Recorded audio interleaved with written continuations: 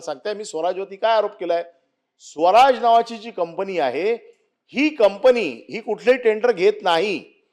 ही company काय करते, त्यांनी एक सिंडिकेट केलेलं आहे सगळ्यांना दाबून, की त्यांनी जो माल काढेल तिकडे जी खडी उचलली जाईल ती स्वराजला विकायची आणि स्वराज मग कुठे द्यायची मार्केटमध्ये मुंबईमध्ये हे स्वराज ठरवणार. अशा प्रकारचं एक मोठं सिंडिकेट आहे. याच्या बाबतीतल्या वेगवेगळ्या तक्रारी पोलीस तक्रारी देखील आपल्याकडे झालेल्या आहेत. या पोलीस तक्रारी झालेली असतील तर त्याच्यामध्ये SIT नेमून आपण त्याची चौकशी करणार का? पाहिजे तर मी नाव सांगतो, दादा सूर्यवंशी नावाचा माणूस आहे.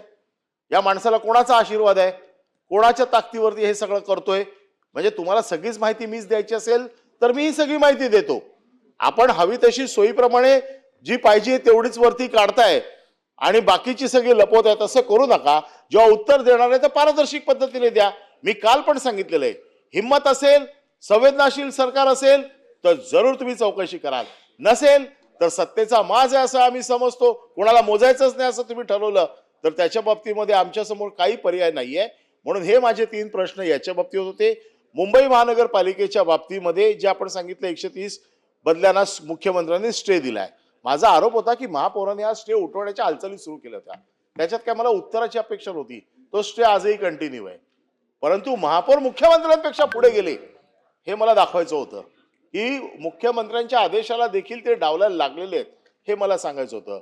मी उल्हासनगरच्या बाबतीमध्ये उल्हासनगरच्या ज्या केसेस होत्या, उल्हासनगरच्या 4 केसेसच्या बाबतीमध्ये मी उल्लेख केला आणि उल्हासनगरच्या 4 केसेसमध्ये मी आपल्याला हे दाखवून दिलंय की उल्हासनगरमधना ज्या पद्धतीने उल्हासनगरमध्ये व्हायोलेशन ऑफ ऑल लॉज कशा पद्धतीने 28 माळ्याची बिल्डिंग 24 माळ्याच्या खाली आणली, मीटरच्या खाली आणून बांधली गेली. केंद्र सरकारच्या प्लॉटमध्ये जे पोस्ट ऑफिस द्यायचं होतं त्या पोस्ट ऑफिसचं रिझर्वेशन डालून 7व्या माळ्यावरती कसं दिलं गेलं. नंबर 2.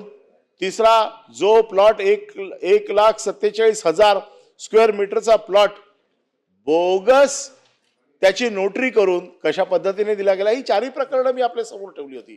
या 4 प्रकरणामध्ये